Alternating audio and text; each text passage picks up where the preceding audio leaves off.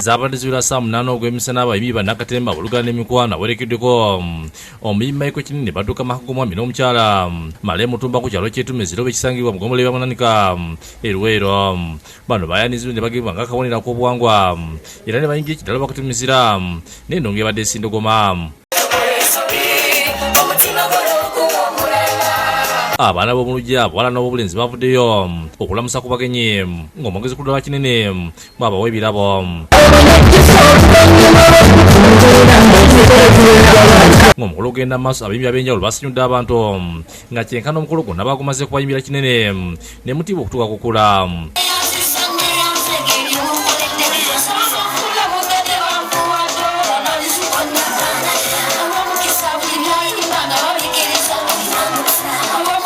Omuliza wa pulogulaamu y'emikolo n'embaga Obukedde TV gye Nampira yayogeddeko ne Kinene n'atubulira engeri gy'awuliramu kuba ng'asobodde okutuuka ku kino. Of course omusajja oba olina okumanya gye bazaala mukyalawo ne mukyalawo abewaabwe ne bamanya ani amututte amututtewa.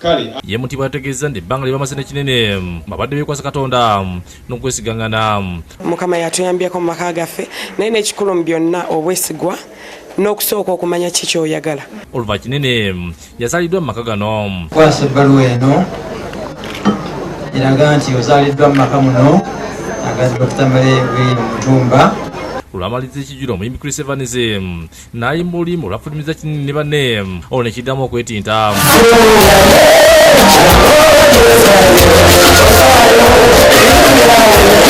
Mutibwa yavudde kubuuza ku bagenyi nga nekedde mu lugoye olwabadde mulangiza bendera eggwanga n'ekifaananyi kyabwe. Bataata enkwano gyange bamaama basenga mwenna mwebali kukkiriza kuzaala mukwano gwange.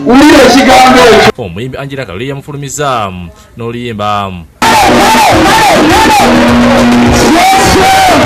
Olwamaliza okubuuza ku bagenyi ba Kinene ne basaba okulula oluyimba lwabwe olupya we basinzidde okulangira b'ennogo n'aboogerera nti baveeko.